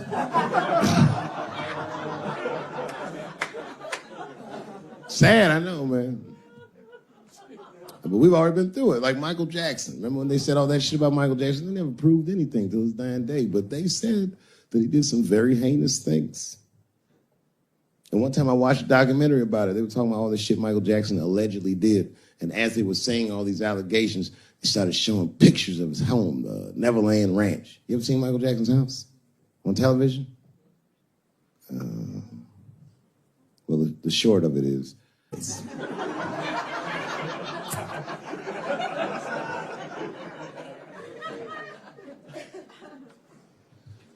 and I saw the whole thing, exotic animals and Ferris wheels and merry-go-rounds and shit. And the more they showed it, the more certain I was that I don't think Michael Jackson did any of those things they said he did.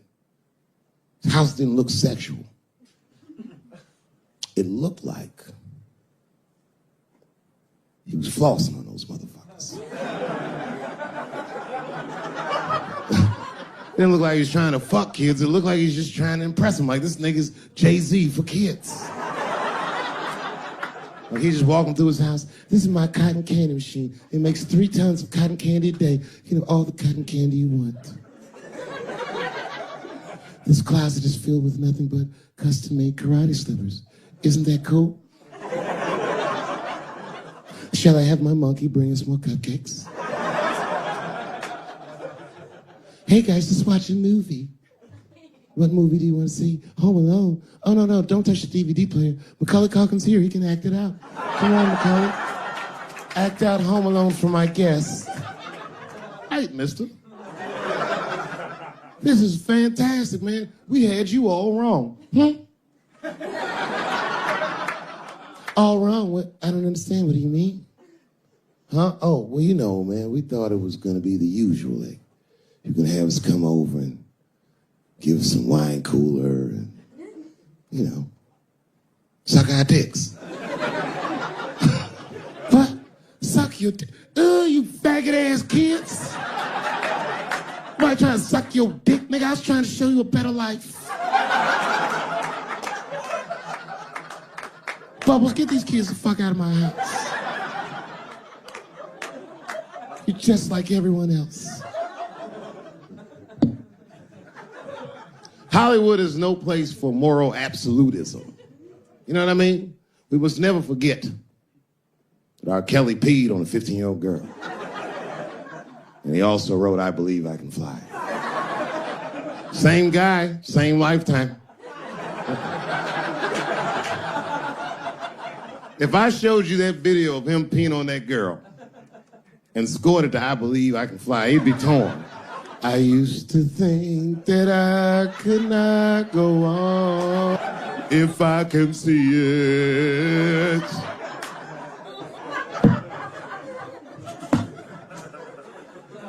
It's okay, my career ended many years ago.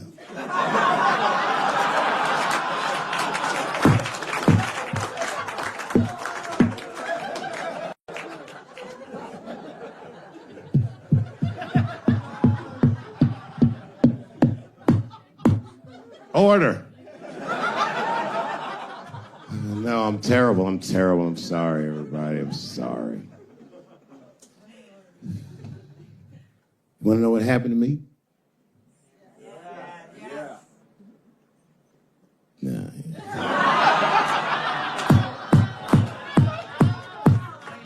It's tempting, but I don't want to talk about it. Maybe at the end, when I run out of things to talk about. Actually, I'm almost there.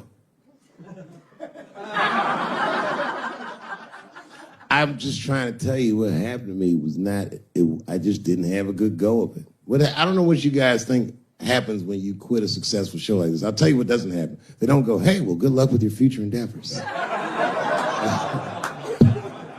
That's not what happens. It was cold out there. For real, I had to watch it all go down without me. I had to watch all those people do my show, Key and Peele, and Amy Schumer, and Mind and Mencia. Well, I'm not going to say they were doing my show. I'm just saying they were mad.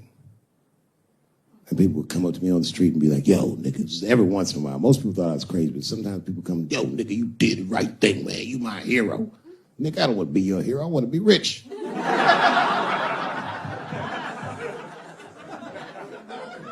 Never choose to be a hero, because heroes die uncomfortable deaths. All I wanted to be was Paul Revere. I just needed one heroic moment, you understand? Paul Revere's ride was only one night. And then 40 years of him being like, hey, y'all, remember that time everybody was asleep and I was up and the British was coming?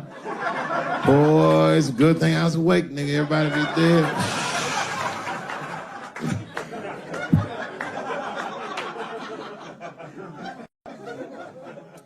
That's why I want to start a GoFundMe for Colin Kaepernick. I do, man. I'm fascinated with him. I want to make sure he never has to play football again. He can if he wants to. I just don't want him to have to. Because why the fuck not? I know he's rich and people would be like, I'm not giving a GoFundMe to a rich dude, but you should. You should. Because that motherfucker's life was going great. He's so light-skinned, he didn't even have to say he was black. And yet, he took a knee during that anthem for us. Thought about us when things were going good, when his belly was full, when he didn't think about his livelihood or any of that, and they took his livelihood away from him. I'm like, man, that shouldn't be the way it is. Every fucking person that takes a stand for somebody else always gets beat down, and we watch it. Over and over and over again, we watch it. But we should pay those motherfuckers for blowing the whistle, because they make our lives better. And we could change the narrative. We could make one motherfucker have a good outcome for doing the right thing. And that would make another motherfucker be brave enough to do the right thing. And if you're 40 years, because bitch want a stupid-ass part. We should take care of each other. Wouldn't it be nice to be like, remember that time they was going to kill Jesus, but then he got all that money?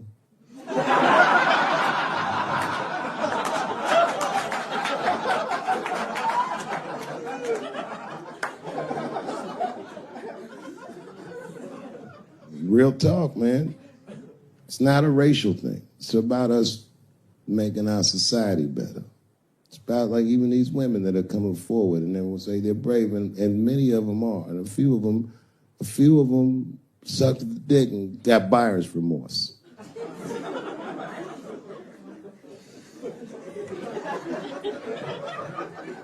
Yo, that's a huge omission from this narrative. This wouldn't have gone this far if some women weren't willing to do it. You can't ask every woman to hold the line. Some women can carry things heavier than others. So we should fight for one another. We should forgive the ones of us that are weaker and support the ones of us that are stronger. And then we can beat the thing. When you guys keep going after individuals, the system is going to stay intact. You have to have men on your side. And I'm telling you right now, you're going to have a lot of imperfect allies. I'll tell you what happened. but I can't say it directly. There's a book to me that encapsulates my entire experience before I left the show. And the book is called Pimp. It's written by a guy named Iceberg Slim. Here, bring it up here. This is Matthew. Matthew is from France. He's white. And yet, he has an original copy of this book written by a black American who was a pimp in the 40s. Iceberg Slim, his real name was Robert Beck. He got the name Iceberg because he was in a bar in Chicago and there was a shootout in the bar and a bullet went through this nigga's hat and he still finished his drink. Pimps love shit like that. They said, man, you ice cold. And he said, I like that. And it stuck. This book is so heavy in the front. It has a glossary of pimp terms because the ideas are so foreign to the American ears. For instance, do you know what the phrase mileage on a hoe means? Of course you don't. Mileage on a hoe is a very wild concept. It means that pimps understand there's a finite amount of bad shit a person can do before they'll lose their fucking mind. And a good pimp can look at a woman that he's never seen before and call it, she's good for 500 fucks. That's her mileage. Anything over that, that bitch is gonna spill. They do it to you. Why the fuck do you think most of us work from 9 to 5? Because 9 to 6 might kill a bitch.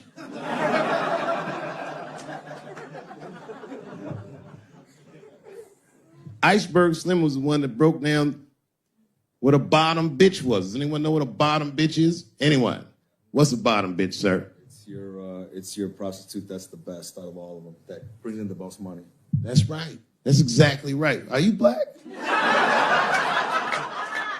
That's right. A bottom bitch is a pimp's number one hoe. She's even a bitch that helps him keep the other bitches in line. I will repeat. She's even the bitch that helps him keep the other bitches in line.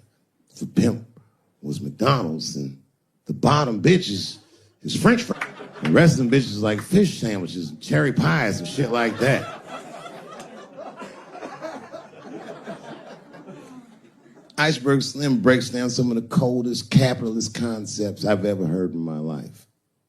He describes in detail how these men break women so that they will give them the money that they make with their own bodies. There's a story in here so cold it makes me shudder to think about it. Well, Iceberg Slim is trying to control the woman that he finds uncontrollable. So he asks older pimp how he can rein her in. And the older pimp says, oh, that's easy, Iceberg. All you have to do is beat that bitch with a coat hanger and then run her a bath and give her some pills. She'll be so grateful that you fixed her that she'll forget you were the motherfucker that beat her in the first place. That's some cold shit. Now, at the end of this book, Iceberg Slim tells a story.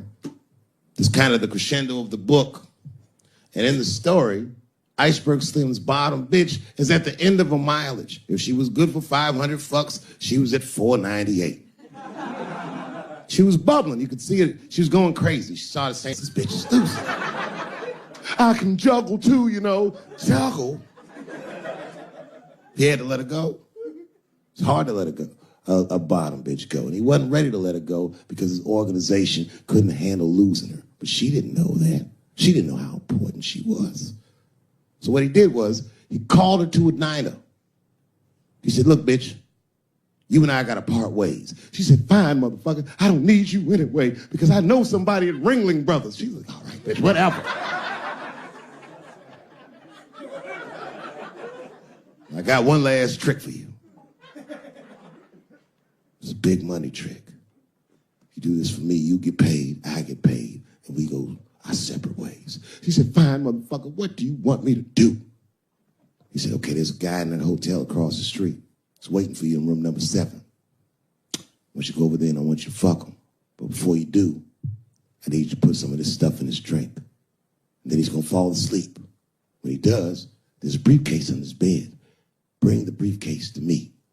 That's the trick, bitch. Can you handle it? She said, fuck yeah, I can handle it. And I can't wait to get rid of you. And she ran outside, jumped on a unicycle, and pedaled across the street.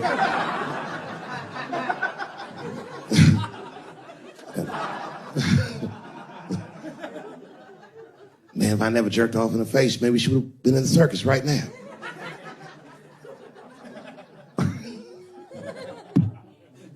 And she runs up to the motel steps and she disappears in room number 7, and she's gone for a real long time.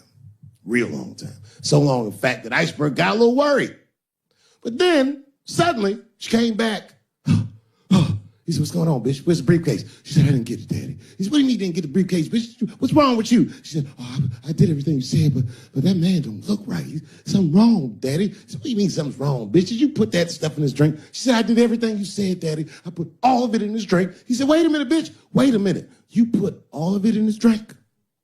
Now he had to see for himself. So the two of them go across the street to the motel, and they go into room number 7, and on the bed, laying lifelessly, is the white man that she was supposed to fuck. And Iceberg said, you right, bitch, she don't look good. What the fuck? So he called a friend of his that was a doctor that was close by. And the doctor came in, gave the guy a thorough examination, and told them both what was obvious. Slim, this motherfucker is dead. Oh, God, Daddy. Oh, no. Oh, no, we killed him. He said, come. You killed this motherfucker. And then he reached under the bed and he grabbed the briefcase. He popped it open. It was filled with money. More money than any of them had ever seen. And Iceberg took a little bit of the money and gave it to the doctor, and the doctor left discreetly. All right, bitch, let me think. I can fix this for you. I know somebody I can call. But if I call him, I'm going to owe these motherfuckers a big favor. Oh, God, Daddy, please. I don't want to go to jail. Neither do I, bitch, so will you shut up? She picked up the phone. She heard him mumbling in the phone a little bit. He hung up the phone, and she was pacing the room, and he was just standing there cool, and they were waiting, and then suddenly, a van pulled up downstairs. 2 guys get out with a carpet. They walk upstairs. They roll that carpet out on the floor. They throw the body in the carpet. They roll that motherfucker up like a burrito. They pick that shit up, and they throw it in the back of the van. They come back up, and Iceberg opens the briefcase again and gives them a little money. He says, I'll get in touch with you guys later. They say, you're not going to get in touch with us at all. We'll find you. He said, whatever, nigga. And they bounced. Oh, God, Daddy, oh, God. He says, relax, bitch. Listen, we get the car. We got to leave separately. She went, she got the car. Iceberg grabbed that briefcase, waited a few minutes, looked out the window, and then he went down with her. They both got in the car, and they drove off. She was a blubbering mess. Oh, you did all this shit. He said, I told you, bitch, we didn't do anything. You killed a motherfucker, and I cleaned him up. And now we got us a secret, okay? Now, I know I'm not going to tell, bitch. It's you? Oh, no, I ain't going to tell. He said, all right, baby, cool.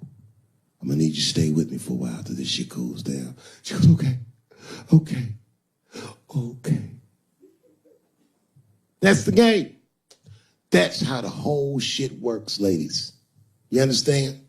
This bitch was at the end of her mileage. She was at 498. She ended up tricking for Iceberg for another 6 months. She must have turned another 200 tricks for him. Do you understand? Some cold shit. And the cold shit about it is that the dead guy on the bed wasn't even dead at all. This motherfucker was just a friend of Iceberg's acting like he's asleep. The doctor wasn't a doctor. It was a motherfucking butcher that happened to have a white coat. And the dudes who came in the moving van clothes was got in a new apartment. And the bag of money was Iceberg's money in the first place. The money he got from all those women. That's a cold game. That's the motherfucking capitalist manifesto. And that's why I went to South Africa. So now we got us a little secret.